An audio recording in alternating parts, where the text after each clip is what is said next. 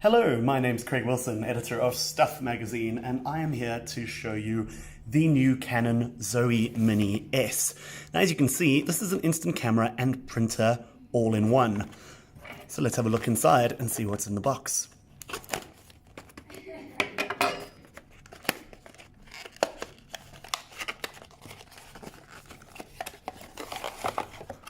As you can see, this one comes in a particularly fetching shade of rose gold.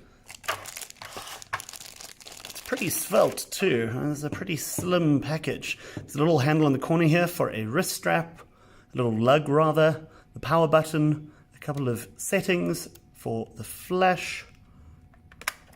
This must be where the film goes. Let's see if there's any in the box. Yep, there we have a pack of zinc paper. Now, for those of you who aren't familiar with this, instead of being light-sensitive paper, this is paper with the colored inks built into it, and they are then heat-activated to generate the pictures. There's a charging cable, and there is a little strap to put on the lugs. As you can see, there's a viewfinder up top over here, and a couple of other setting buttons on the side here.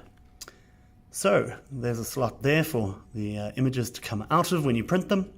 We are going to go and get this charged up and get testing.